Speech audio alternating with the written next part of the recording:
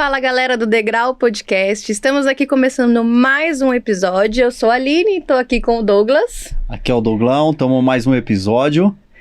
E esse episódio é de suma importância. Estamos aqui no mês de setembro, no último dia 27, a gente teve aí o marco do Setembro Verde, que é sobre a doação de órgãos. É uma espera temerosa que foi vivida bem de perto pelo nosso convidado de hoje. Bem-vindo, André. Obrigado por aceitar o nosso convite e contar aqui um pouco da sua história. André, seja muito bem-vindo e vamos bater um papo aí bem legal. E a nossa ideia é que toque essas pessoas que possam nos assistir. Obrigado, pessoal, pelo convite. O intuito aqui é a gente conseguir convencer uma pessoa a mudar de ideia. Se a gente conseguir uma pessoa, 5 a 8 pessoas podem ser salvas, 5 a 8 pessoas podem ter sua vida mudada ou iniciada, como foi o meu caso, que a gente vai conversar um pouquinho aí.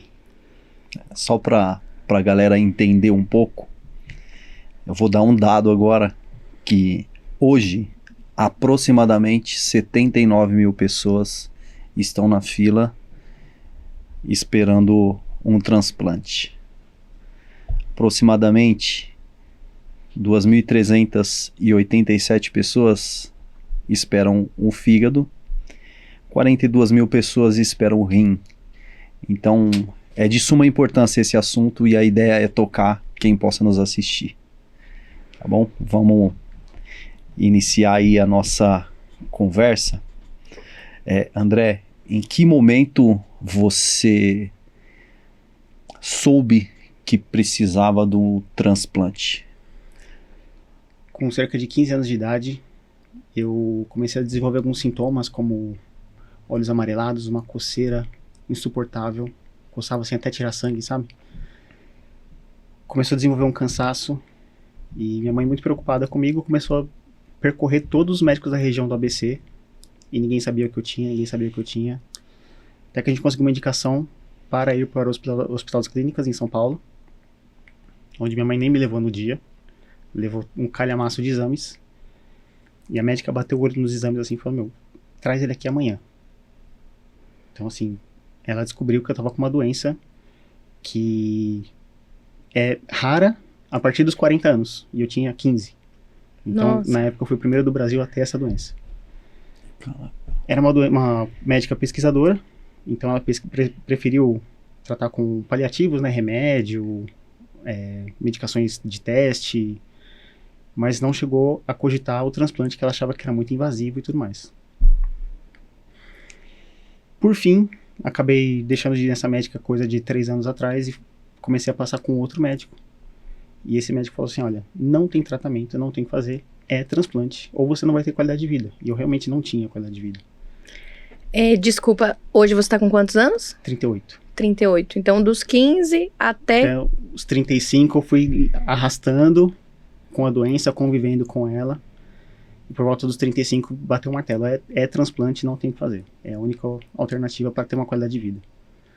E assim, a vida que eu tinha antes era cansado o tempo inteiro, não tinha ânimo, não tinha disposição.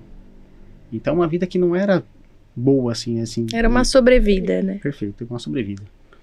E você, quando o médico falou, agora a solução é o transplante, levou quanto tempo até você achar o doador e... Entre essa recomendação do transplante e entrar na fila, vou até entrar numa parte um pouquinho mais técnica, não é minha área, não só da área da saúde, mas para o transplante de fígado tem um modelo que eles usam que se chama MELD, que eles fazem uma conta com alguns indicadores do fígado, do rim e de coagulação, que depende do fígado. No meu caso, eu não chegava na pontuação mínima, que era 15 pontos, eu ficava nos 13, 14. Porém, a doença que eu tinha, ela é uma doença que ela pode agravar do nada. Então, essa condição dá uma pontuação extra. Para conseguir a pontuação extra, eu tive que passar em psicólogo, nutricionista, dermatologista, para falar que a coceira não era psicológica. Passei em uma série de médicos. Esses quase 2 anos foram correndo atrás. Tentando provar que você precisava. Exato. Do... Com todos esses laudos, o médico fez o laudo dele falando: olha, o André não tem qualidade de vida, não tem como ele prosseguir dessa forma. Eu acordava com a orelha sangrando, porque eu estava dormindo. Tinha um monte de cicatriz pelo corpo, de coceira. E aí, depois que o médico fez essa carta, entregou, foi avaliado pela junta médica. Do momento que foi aprovado na junta médica até o transplante foi 1 semana. Olha, que Caraca. bênção. Que bênção, assim, graças a Deus, Graças a Deus. rápido, né? Sim. E assim, é uma bênção de Deus mesmo, rápido, e existe também aí uma... Rápido entre aspas, né? Porque tem toda uma vida aí que Sim, você ficou. Mas que bom que a partir do momento da tomada de decisão, você pôde rapidamente aí conseguir a doação e fazer o transplante. Os preparatórios para o transplante, para você poder receber o órgão, né? Para deixar a galera mais ciente mesmo da parte técnica, né? A parte que ninguém conhece. O preparatório da minha parte, eu tive que comprar aquela cinta, uma cinta abdominal que a gente usa após o transplante. Mas, como é uma situação que ela é muito rápida, então assim, quando eu entrei na fila, se eu não me engano, eu estava na posição 74. E em 1 semana me ligaram nessa posição. O médico tinha estimado coisa de 6 meses a 1 ano para o transplante, no meu caso. Em 1 semana eu não estava nem esperando. Então assim, a ligação que eu recebi foi 10h40 da noite. Eles já avisam, olha, vem para o hospital em no máximo 2 horas, mas não venha com tantas esperanças que a gente vai fazer uma série de testes. Sim. E pode dar certo ou não, mas venha. E difícil não criar esperança, né, E nesse aí, momento. A mão já começa, eu fiquei sentado pensando, pego roupa, pego toalha, o que eu pego? Não sabia. Fica meio Travei. perdido. Fica E como sem foi, chão. cara, receber essa notícia tão importante, talvez a mais importante da sua vida até aqui? Foi, assim, sensacional. Foi... Não vou negar, até pro pessoal que eventualmente vai assistir a gente e vai passar por isso, dá medo, porque é uma cirurgia grande. Mas... Existe riscos, né? Com certeza. Ainda que seja uma cirurgia que esteja vindo para te aliviar de um problema, uma solução, é uma solução arriscada. Exato. Então, assim, é uma situação que a gente passa que dá um certo medo, mas é uma esperança incrível, assim, porque... É maior que o medo. Infinitamente maior, porque assim, cheguei no hospital, 2 da manhã, até sair a notícia que era compatível, que tava tudo certo, que ia fazer o transplante, era 5 da manhã. Eu fiquei entre cochilar e acordar na cadeira do hospital lá e... Vai dar certo, não vai dar certo, vai dar certo, não vai dar certo. Quando falou, vai, corre que tem que fazer tomografia, eletro, não sei o que, fazer acesso. O olho dá aquela regalada, você congela de medo, fala, vamos. Mas assim, eu tinha coceira 24 horas por dia. Tomei anestesia, acordei e não tinha mais coceira. Uau! Saí da cirurgia sem nada. André, o seu transplante foi de fígado, Exato. né? Imagina o quanto você não ganhou de qualidade de vida pós operatório, né? Que você está falando, a coceira já foi o imediato, né? Sim. Assim, você tomou anestesia, dormiu, acordou, já não tinha. Imagina tantos outros benefícios. Exato. E qual foi o maior desafio disso aí, dessa trajetória de ser transplantado? O desafio, sendo bem sincero, a gente é muito imediatista, né? A gente pensa, não, vou fazer aqui o transplante e vou estar bem, semana que vem tô jogando bola, né? E o médico tinha alertado, olha, depois do transplante, de 20 a 30 dias de internação. Eu saí com 5 dias. Falei, nossa, excelente, o fígado tá funcionando bem, estou bem, vou seguir minha vida rápido. E aí, saí do hospital, aí deu um probleminha, voltei com diabetes, por causa dos medicamentos. Saí e voltei de novo por rejeição. Saí, voltei de novo por rejeição, saí, voltei. E aí, é aquilo, né? A gente pensa muito no hoje, no agora. A gente não consegue enxergar um palmo na nossa frente, né? Sim. A fé que a gente tem na vida, em Deus, no futuro, dá uma fraquejada, né? A gente pensa, Ela é posta à prova. Exato. Né? Ela é posta à prova Exato. nesses momentos. Até assim, a minha fé foi muito fortalecida nesse processo, porque... N motivos, N fatores aconteceram ao longo dessa trajetória que me aproximaram, assim, me fizeram acreditar que o nosso plano, que a gente vive, que a gente pensa, não é nada. Sim. O plano do futuro é muito melhor que o nosso. Então, assim, não tem... vou fazer tal coisa. Não depende da gente, não tá na nossa mão. Sim. É Deus que planeja pra gente. Com certeza, Deus O caminho tá ali já preparado para que a gente possa... André, você acha que se essa cirurgia tivesse acontecido antes, né? Você ficou aí anos tentando... empurrando com a barriga, né? Como Isso. diz ele. Cuidados paliativos, tendo aí uma sobrevida. Os médicos te falam, existe essa questão de se você tivesse sido transplantado antes, teria dado certo, realmente foi o melhor caminho, protelar o transplante até o máximo possível. Como é que funciona nesses casos? Existe aí algum erro médico ou realmente o transplante é a última das opções? Não vou nem entrar no critério de erro médico, são condutas diferentes, né? Ah, sim. Como é um procedimento bem arriscado, bem perigoso de certa forma, trata-se como a última alternativa, como você falou. Mas assim, para quem, no meu caso, que eu descobri a doença adolescente, se eu tivesse entrado na fila, adolescentes têm prioridade. Então já teria feito transplante muitos anos atrás. Mas assim, tem estatísticas, tem gente que supera isso, mas de forma geral, o transplante de fígado, por exemplo, tem uma duração, uma validade de 20 anos. Então se eu tivesse feito adolescente, provavelmente teria que fazer outro agora, ou nos próximos anos. Mas existem N casos que ficam 20, 30, às vezes até mais tempo com o mesmo fígado. Então, mas... olhar para trás e falar que teria sido melhor ou não, eu acho que Deus sabe das coisas, então Sim. Aconteceu do jeito que deveria acontecer. No tempo dele. Exato. O resultado está sendo positivo, né? Fantástico. Independente do tempo, o resultado está sendo positivo. Você entrou em alguns pontos aqui sobre o aspecto de doação de órgãos. Vamos abrir um pouquinho esse assunto aí, para até título de informação da galera, como que funciona mais ou menos? Você consegue explicar um pouquinho pra gente aí? Para quem quer ser doador. Consigo.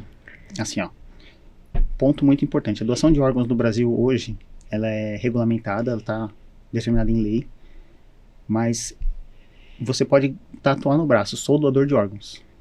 Se acontecer alguma coisa, vão perguntar para sua família.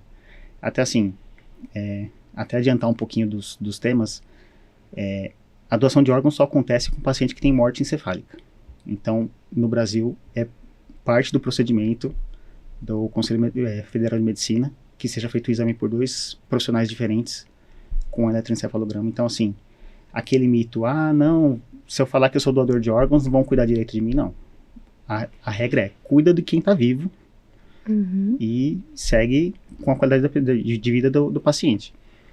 Se a pessoa tem morte encefálica constatada por 2 profissionais, aí vem alguém e conversa com a família, olha, seu ente querido, seu parente, seu filho, teve morte encefálica e a gente queria saber a sua opinião sobre a doação de órgãos.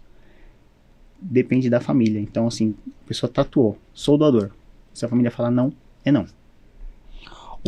Hoje é isso, André, é a família que autoriza. Sim. Não existe lá, sei lá, um site que eu, Douglas, vou entrar lá e vou fazer um cadastro dizendo que eu sou doador de órgãos independente da minha família.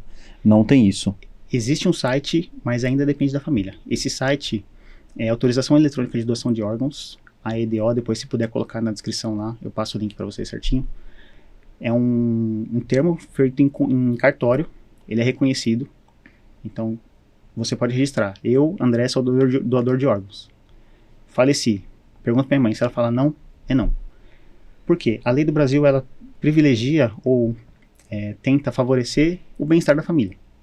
Então, se a família tem algum receio, alguma restrição com relação a isso, a lei privilegia a decisão da família. Então, assim, por mais que você tenha registrado essa vontade e tudo mais, ainda a família é levada em consideração nesse momento. Então já fica aí importante essa mensagem para vocês. Se você tem o intuito de ser doador de órgão, converse com a sua família.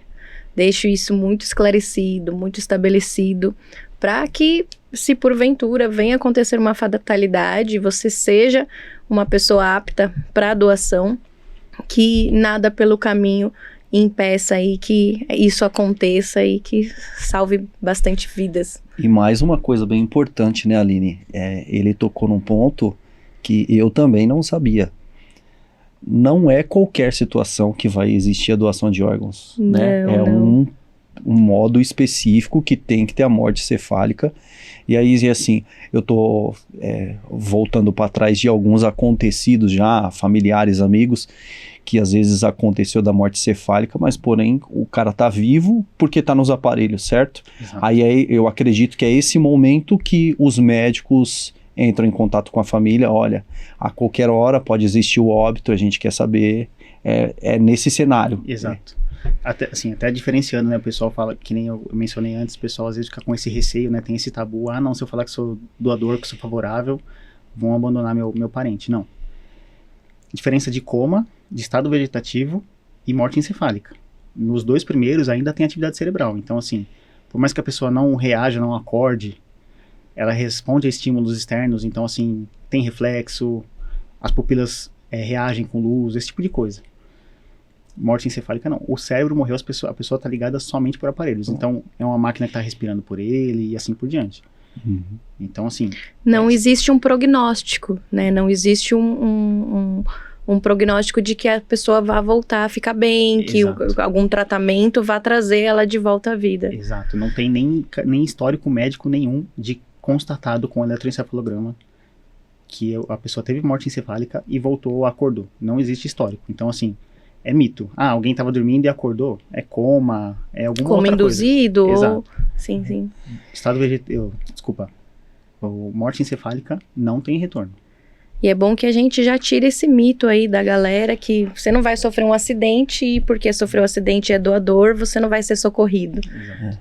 O nosso intuito, né, Aline, é realmente esse, de quebrar vários mitos aí que tem que a gente escuta durante conversa com algumas pessoas, e as pessoas às vezes ainda têm um pouco de receio nesse caso, né? Sim. Esse foi um que você falou de as pessoas acharem que vai estar mal cuidada porque quer, e assim, o assunto é muito sério e é muito bem estruturado tudo isso, né, de doação de órgãos. Não é tão simples como as pessoas imaginam ser, cara, não é? Hoje em dia a fila ela é inteira informatizada, então assim, até o pessoal tem muito comentado sobre o assunto do Faustão e tudo mais. A chance de alguém com dinheiro conseguir passar na frente é baixíssima, porque tem muita gente envolvida, é um sistema, é um processo assim que envolve muita gente. E aproveitando que você tocou nesse assunto aí do Faustão, você falou pra gente aqui no começo da conversa que você, quando iniciou lá na fila de espera, você era o número 74, Isso. correto? E você, uma semana depois, conseguiu o órgão e fez a cirurgia e fez o transplante. Sim. Pela essa velocidade, a gente não acredita que você tenha sido que não tenha acontecido 73 transplantes antes. Sim. Cara, aprofunda mais um pouco nesse assunto aí. Como que você conseguiu ser beneficiado com o órgão? Desmembra um pouquinho mais pra gente aí, até título de informação, mais informação ainda pra essa galera. É muito importante porque assim, tem uma série de fatores. A fila é nacional. Então, um exemplo, o número 1 vai fazer o transplante, o órgão é de uma pessoa que faleceu em São Paulo. O número 1 está no Rio de Janeiro. Corta. Por quê? No caso de fígado, por exemplo, ele tem um processo que chama tempo de isquemia, que é o tempo entre retirar da pessoa e revascularizar no transplantado. Fígado, se eu não me engano, são 12 horas. Então, até a pessoa do Rio de Janeiro chegar em São Paulo, tira daqui, acontece um acidente, pega trânsito, esse aí esquece. Porque tem esse tempo de revascularização ainda envolve abrir o receptor, tirar o órgão danificado, preparar, porque tem que fazer um preparo interno. Então, e só de trajeto aí já só tem de trajeto já foi muito tempo. Então o primeiro está no Rio de Janeiro, corta. O segundo, o sangue não é compatível, o terceiro não é, o quarto tá com pneumonia, o quinto, e assim vai passando. Então, as condições de localização, condição de saúde, tipo sanguíneo, uma série de fatores. Altura, peso, tudo peso, isso é considerável. Sim, porque tem que ser compatível. Imagina, eu com 70, 80 quilos, faleço, vou dar um fígado para um receptor de 200 quilos. Não vai dar certo. A mesma coisa o contrário. Eles consideram como incompatibilidade também. Exato. Tem que ser parecido tipo físico, tem uma série de fatores. Até porque, justamente pela dificuldade de ter aquele órgão, ele não pode ser mal aproveitado. Exatamente. E esse é outro ponto que entra na fila, no fator da fila, que é a possibilidade de sucesso. Por isso que entra aqueles pontos. O fulano, número 25 da fila que estava na minha frente, estava com pneumonia no dia. Corta. Na hora que eles ligam, eles perguntam, tá tomando algum medicamento? Tá com tosse? Tá sentindo alguma coisa diferente? Porque eles já fazem uma triagem para favorecer a maior chance de sucesso possível. A eficiência do órgão, né? Exato. Assim, a eficiência da cirurgia, do receptor, de tudo, né? Sim, porque são muitas pessoas na fila. Imagina você faz um transplante, perde uma pessoa e perde o órgão. Então, assim, eles têm que maximizar ao máximo a possibilidade de sucesso do transplante, da cirurgia. E no caso ainda, às vezes, pode ser 2 pessoas, né? Sim. Que a perca. É a pessoa que tá lá com a morte cefálica e se você não conseguir atingir o objetivo na outra pessoa transplantada, dependendo do caso também vai vir a óbito, né? Sim. Aí você joga um órgão, entre aspas, fora e perde. Não dá para ter desperdício. Exato. Quando o assunto é órgãos. Que nem a Douglas falou, 79 mil pessoas na fila. Então, assim, cada um vale. Cada um é um a menos na fila, é uma vida que começa de novo, ou que inicia, né? Então, assim, não dá pra perder, não dá pra ficar protelando, tem que ser e fazer e dar certo. Sim, sim. E como você citou o caso, né, que muito se diz, a gente tá na era da desinformação, né? Infelizmente, tem muita desinformação solta por aí e a opinião virou verdade. Então, alguém solta uma opinião, uma nota sobre determinado caso, como o caso que você citou da celebridade. Quem disse que ele já não tivesse na fila antes? Né? Só porque a pessoa não publicou, porque ela é pública e ela não falou, hoje, dia tal hora. Às vezes já estava na fila, né? E a gente que não sabia. Você provavelmente não saiu divulgando no jornal, ou entrei para a fila para provar para as pessoas que você já estava na fila. Exato. E assim, nesse caso, o que o dinheiro ajuda ele? Ele provavelmente estava já num quarto de hotel, no melhor hospital de São Paulo, com o médico no pé da cama dele, fazendo a melhor alimentação possível, cuidando para que ele não ficasse doente. Isso sim, o dinheiro ajuda ele. Mas não que ele vai comprar um órgão e vai passar na frente de ninguém. Isso aí... E é de extrema importância isso que você está falando, que a gente está falando de uma pessoa que é um transplantado que não tem a grana que essa celebridade tem. Mas entendeu? Então, assim, não é nem que ele está defendendo, ele está falando a situação real, né? Que é muito improvável aqui no Brasil, a seriedade que é tratado o tema, alguém que tenha dinheiro conseguir comprar a fila de espera, vamos dizer assim. Até porque ela não compra o tipo sanguíneo, ela não compra a compatibilidade, isso ela não consegue comprar, né? Ela não compra o tempo de reação do órgão, que é o que você falou. Tem aquele tempo, o órgão está em outro estado. O dinheiro dela não vai fazer o órgão durar mais tempo para chegar até ela, nem fazer ela chegar, talvez chegar mais rápido, mas não... E no caso dessa celebridade, ele não viajou de outro estado para cá para fazer a cirurgia, né? É no estado que ele já estava. Ele já estava. Então, assim, é mais uma quebra de uma informação. É o preço, às vezes, que a celebridade paga, o ônus, né? Sim. De ser uma celebridade. É lógico que privilégios sempre são facilitadores, como você disse, né? Ele provavelmente já estava muito bem assistido, num melhor hospital, mantendo ali as condições para quando surgir esse órgão, você poder... E questão profissional, André? Como é que foi a vida? Porque do nada você precisou... parei, estou... Como é que foi a vida? Joga a bombinha ninja no chão ali, some por 3 meses, né? Isso. Por parte... Você quase se teletransportou. Estou aqui, agora não estou mais. Por parte da empresa, eles já sabiam desse cenário eu quero dizer, a sua doença vem desde os 15, certo? E você entra, tem lá os exames e tudo, mas às vezes a empresa não consegue acompanhar a evolução de como tá. Conta um pouco aí pra gente como foi. Tá. Assim, ó, agradeço muito a empresa que eu trabalho hoje. É uma multinacional aqui da região do ABC. E o apoio deles foi incrível, foi fantástico, assim. Desde que eu entrei, que eu informei que eu tenho a doença, eu tenho acompanhamento com o médico da empresa. Sempre me perguntam como é que tava e tudo mais. Exames pediam com frequência. E, assim, eu entrei na fila na segunda-feira.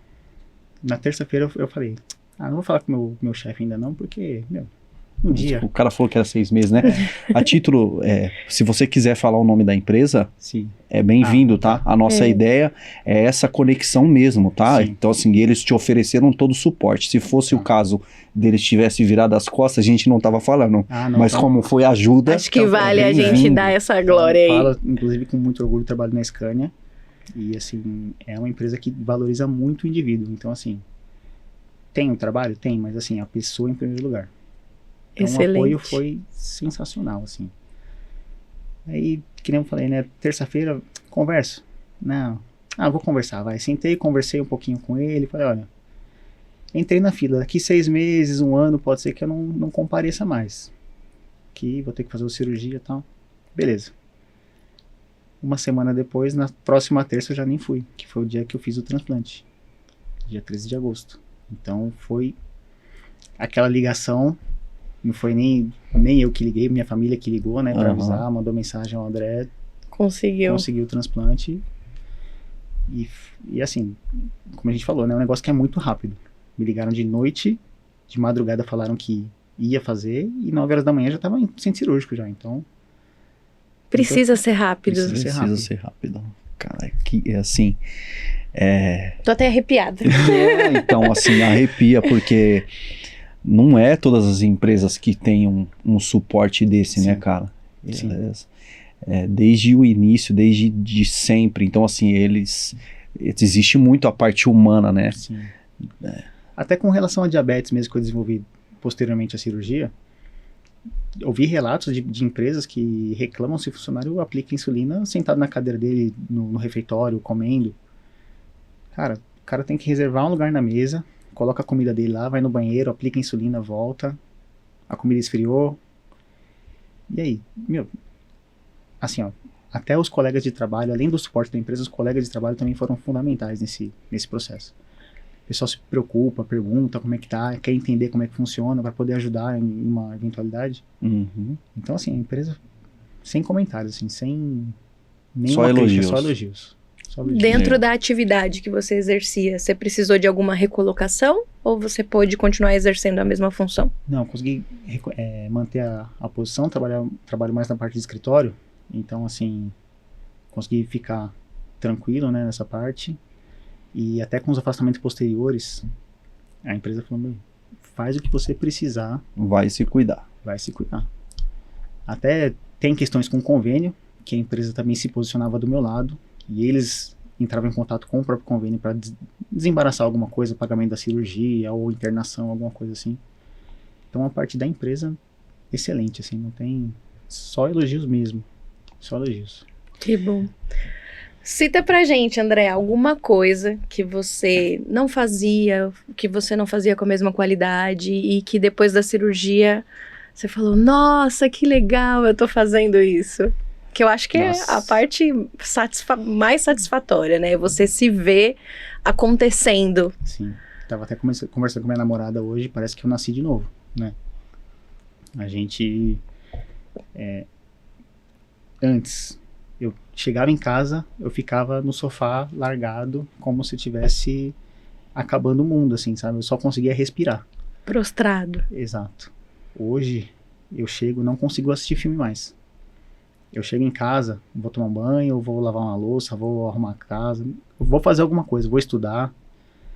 Não consigo ficar parado num canto vendo televisão mais.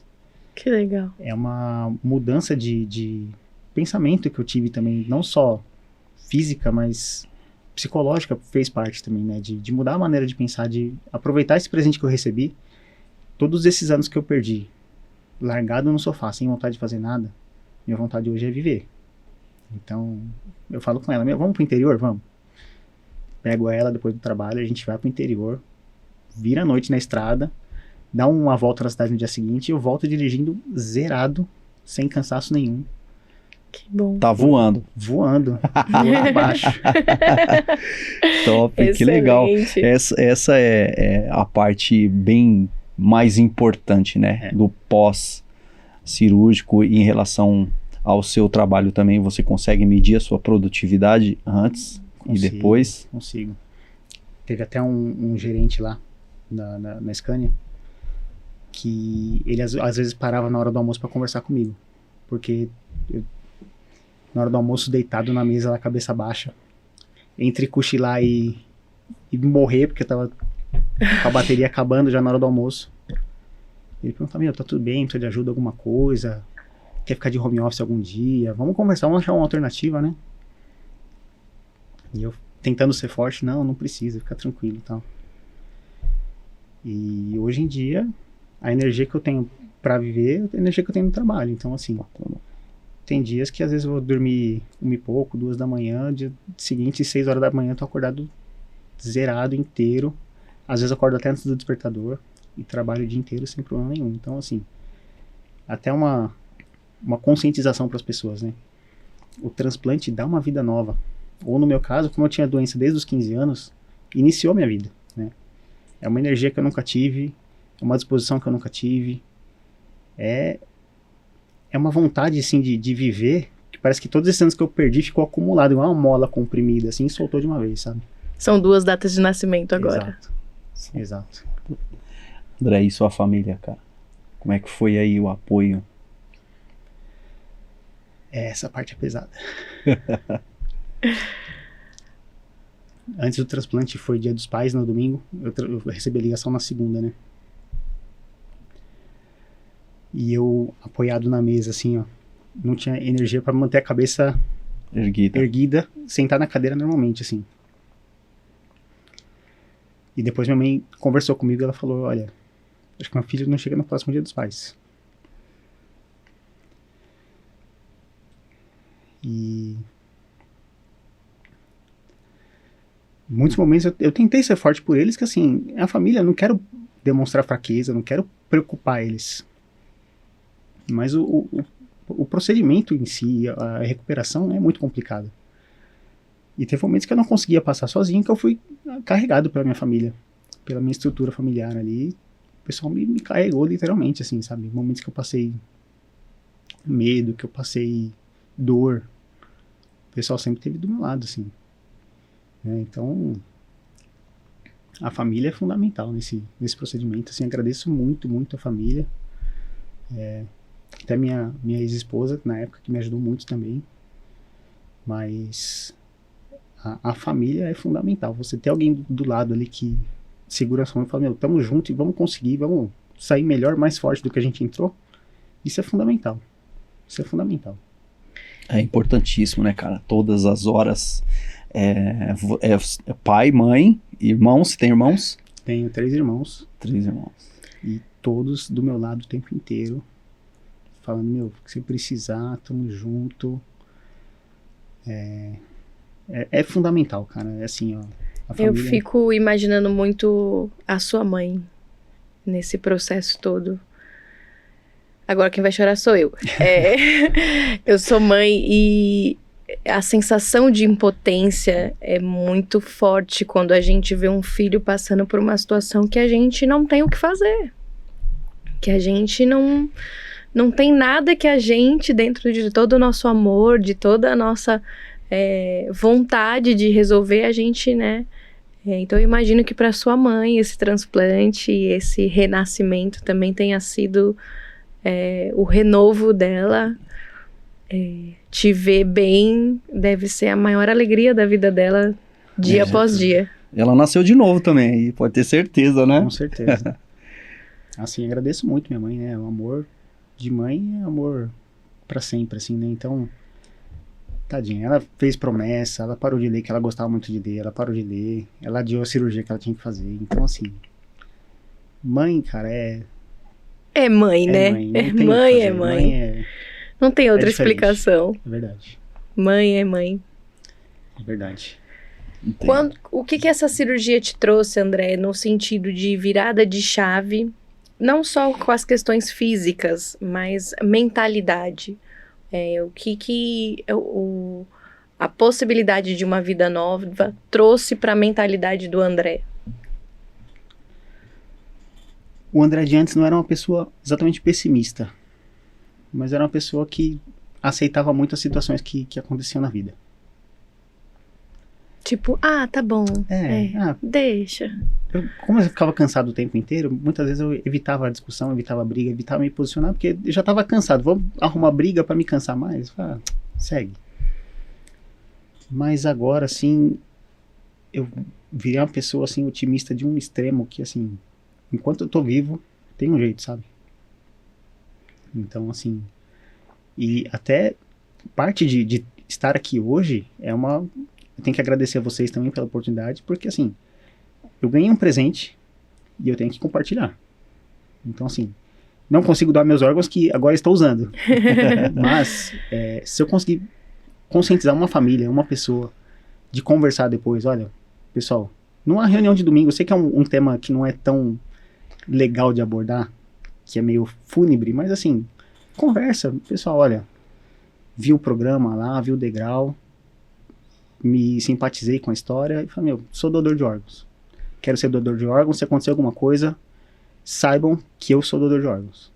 É isso, a gente conversar, por mais que a gente falou, né, tem um registro digital agora de doador de órgãos, mas ainda a vontade da família é considerada. Então conscientize sua família, é o seu último desejo. É um ato de caridade tão grande da família e da pessoa, de falar, vou doar órgãos, vou salvar vidas, vou mudar a vida de muita gente. A minha, por exemplo, começou, que nem eu falei pra vocês, a minha vida está começando agora, né? A situação que eu passei antes e agora são duas pessoas diferentes, assim, sabe? Então é isso, assim, a mudança é essa, viver, vamos largar a tela, vamos aproveitar, vamos ser felizes enquanto a gente tá aqui, que passa. Desculpa, Douglas, como a gente tava conversando lá embaixo, né, antes de começar, a gente anda numa corrida frenética pelo ter, pelo conquistar, e aí as pessoas estão esquecendo de ser um bom amigo, de ser um bom colo, de ser presente, e depois de passar por tudo isso, é o ser, né, André, que vai falar mais alto. Sim. O ter é importante, a gente tem que viver, mas agora é aquela fração ali do básico. Vamos viver com isso aqui e vamos ter isso e vamos viver isso, sabe? E você tocou num ponto que, assim, o almoço de domingo, de conversar sobre esse tema, que às vezes não é confortável e tal, não é confortável quando a gente não tem uma necessidade dentro da nossa casa, né? Então, o almoço de domingo de vocês aí, estiver assistindo a gente, né? Conversa sobre isso, cara. Sim. É importante. Olha o tanto de dados que ele trouxe aqui sobre todas as situações. Então, conversem sobre isso. É de extrema importância e a gente tá vendo o André renascer como ele mesmo tá falando. É muito, muito importante. E não levem para uma conversa fúnebre, né? Uma conversa sobre vida. Uma conversa sobre não tem fim. Segue, ainda que pela dor, a vida vai seguir. Vai seguir dando um caminho, vai seguir tendo uma direção. Exato. Assim, até entrando em como é a doação no Brasil e em outros países, falta muito no Brasil campanhas, divulgação de campanhas. O Brasil teve uma das campanhas mais bonitas que teve já no mundo sobre doação de órgãos. Não sei se vocês já chegaram a ver um vídeo de um cachorrinho que tá triste, olhando pela janela, esperando pelo dono dele. E mostra o tempo passando, chove, inverno, verão. E um dia ele levanta e vai olhar no portão. E aí quando ele vê, é uma pessoa que ele não conhece. Mas ele reconheceu eu lembrei. O coração do doador, o coração do dono dele em outra pessoa. Então é uma continuidade. A vida continua. Sim. Uma parte minha morreu, né? O meu fígado anterior não existe mais. Mas uma parte de outra pessoa vai viver, se Deus quiser, comigo por muitos anos ainda. Então, assim, é uma continuidade. E eu sinto hoje que eu tenho um compromisso com essa pessoa também. Então, assim, não adianta eu pegar esse presente que eu recebi e viver uma vida ruim, com maus hábitos, com maus costumes. Ser uma pessoa que não vai ser boa, né? Então, assim, eu tenho um compromisso não só comigo, como com a pessoa que faleceu, com o doador, e com a família dele. Então, assim, é viver pelos outros também, né? Assumir essa responsabilidade de fazer uma vida que vale a pena, né? Não só por mim, mas por eles também. E talvez lá atrás, né, a gente falou sobre o seu transplante ter sido feito antes e foi feito só agora. Como você disse, no tempo de Deus tudo se faz, e talvez lá atrás você não fosse ter essa consciência, né? Talvez você tivesse feito mau uso do presente que foi lhe dado. Você precisou desse tempo de maturação, de entender o processo da dor para valorizar o processo de viver sem ela. Exato, porque a maior verdade que você falou, porque assim, hoje eu tenho uma cabeça um pouco mais madura, né? Então, exatamente o que você disse, se eu tivesse recebido o órgão a descoberta de doença com 15, se eu tivesse recebido o órgão com 16, talvez seria inconsequente, ia beber, ia fazer um monte de besteira por aí que eu não poderia fazer, e talvez já teria perdido a minha vida e a continuidade do órgão do doador. Então, assim, pessoa. Hoje, com outra cabeça, com outra mentalidade, eu entendo como um presente e como uma responsabilidade. Então, é a maior verdade. André, uma curiosidade. Uma pessoa que ela é transplantada, e tem algum tipo de benefício por parte do governo? Vou dar um exemplo. A pessoa se aposentou, ela não paga mais a passagem de ônibus. A pessoa que tem certo tipo de deficiência, com algum tipo de grau, não paga o IPVA, dependendo da pessoa, não paga IPTU, tem isenção lá da luz, isenção, um benefício na luz.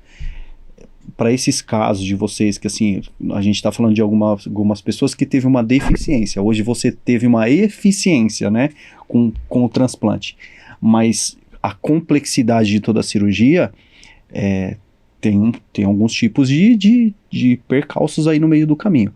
Existe algum tipo de situação? São poucos casos. No meu caso, por exemplo, que eu fiz o transplante, estou 200% do que eu era. Uhum. Não.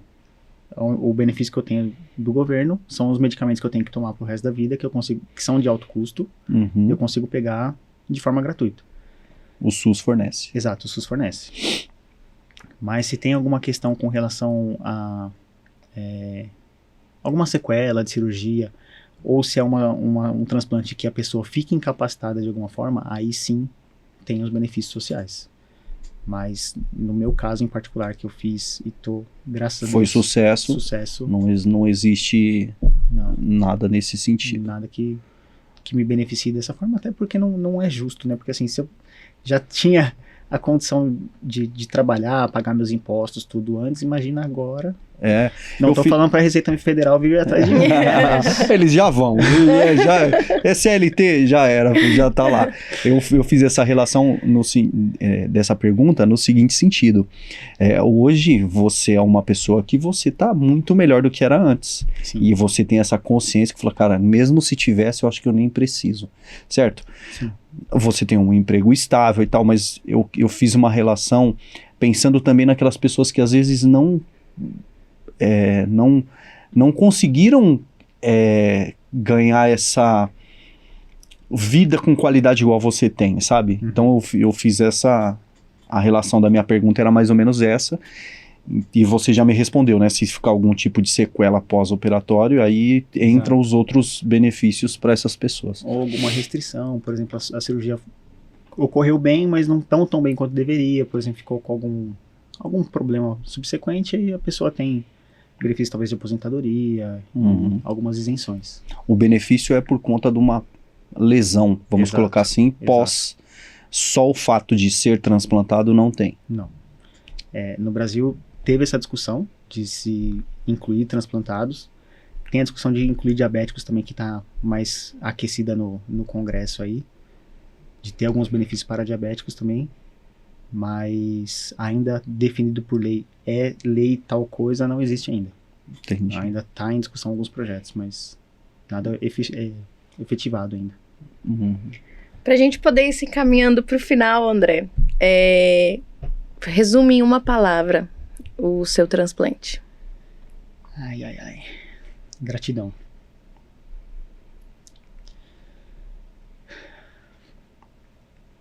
Assim, me colocando no lugar da família, né? Imagina você ter um ente querido que tá lá. Apesar que a gente já falou de morte encefálica e tudo mais, mas você vê seu parente lá deitado, parece que ele tá bem, ele tá quente, né? O sangue tá circulando, você fala, vou abrir mão? O médico fez o exame, fez tudo, mas você olha, a pessoa tá lá, parece que tá dormindo. Então, não é uma decisão fácil. A gente, em momento nenhum, não tem a capacidade de falar, doa, sabe? É uma decisão difícil. Então, assim, a família teve essa presença de espírito no momento de dor e falar, vou ajudar alguém. Então, a palavra é gratidão. Que bacana. É gratidão mesmo, né, cara? Porque essa hora pra família que tá com um ente querido numa situação dessa, é difícil você pensar no outro, né? Geralmente a gente tá pensando no nosso que tá lá. Então, é muito difícil. E eu acho que você foi perfeito na colocação de gratidão. E eu tenho uma outra pergunta. O que o André lá dos 12 diria pro André de agora?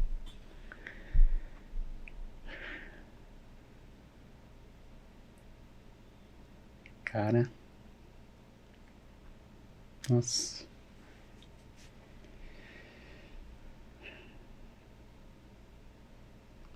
Difícil. Assim, paciência, né? Não vai ser fácil. Vai ser difícil, vai ser muito complicado. Mas no final vale a pena. A mensagem é essa. Vale a pena, porque é complicadíssimo. Quem já passou sabe que tem uma série de problemas e tudo mais, dificuldades, mas a vida que eu tenho hoje, um mês do jeito que eu tô hoje, vale mais do que todos os anos que eu vivi protelado, largado, assim, sabe? Então, é difícil, mas vale a pena. Você completou quanto tempo de transplante? 1 ano e 2 meses. Parabéns pelo seu 1 ano e 2 meses de vida, André. Obrigado. Foi um prazer te ter aqui com a gente. Muito obrigada por todas as informações que você trouxe. São de suma importância. Fica o recado para você que está assistindo. Cuidado com a desinformação. Cuidado para não levar adiante a desinformação, ainda que ela chegue até você. E fica o nosso recado para que vocês conversem enquanto famílias e deixem aí bem claro que vocês pretendem levar a vida de vocês adiante, ainda que fisicamente vocês não estejam mais aqui entre os seus entes queridos. Aproveitando a palavra gratidão, é o que eu tenho aí pro André. Cara, muito obrigado por ter participado. A gente espera ter contribuído muito para quem possa assistir a gente, de quebrar alguns assuntos polêmicos que dificultam essa parte da doação de órgãos. E, cara, gratidão. Muito obrigado a vocês pela oportunidade. A missão que eu tenho aqui hoje é mudar a cabeça de uma pessoa. Se uma pessoa for tocada e falar, vou conversar com minha família, vou doar órgãos, pra mim já valeu a pena. Obrigado a vocês pela oportunidade de estar aqui, de passar um pouquinho dessa vivência que eu tive e tirar um pouco dessas desinformações que hoje em dia estão disseminadas, né, no nosso dia a dia, na internet. Então, assim, trazer a verdade, e a verdade vai passar por cima de qualquer mentira. Gente, muito obrigado. É isso. Você já cumpriu a sua missão, porque você já me tocou. Então eu já quero deixar aqui registrado que eu sou doadora de órgãos. Eu já havia conversado antes um pouco com a minha família sobre o assunto, mas vamos deixar aqui registrado para a posteridade. E se você gostou do episódio de hoje, encaminha para quem você conhece. Já segue a gente. Por aqui vai rolar muita informação e informação de verdade. E a gente espera que vocês acompanhem. E aproveita e segue a gente também nas redes sociais, @AlineRessantos. @DouglasUneida. E se alguém quiser te acompanhar, André, como é que a pessoa faz para acompanhar a sua nova vida? Tô começando um canal no Instagram ainda, tá bem no começo, Cabeça Nova, que é até sugestivo dessa mudança que eu passei. E a ideia é colocar lá um pouquinho da minha história, um pouquinho do dia a dia, algumas dicas de saúde e compartilhar com o pessoal o lado bom da internet, né? Informação boa e alto astral, não ficar focado em coisas ruins que tem. Já tem de monte, por aí, né? É isso aí. Você que assistiu a gente aqui até agora, aproveita, inscreva no nosso canal, ativa o sininho, que a gente se compromete a trazer um monte de histórias incríveis quanto a do André. A nossa ideia é se conectar com todas essas pessoas. Fechou, galera do Degrau? Um forte abraço, tamo junto. Tamo junto. @Degrau Podcast também.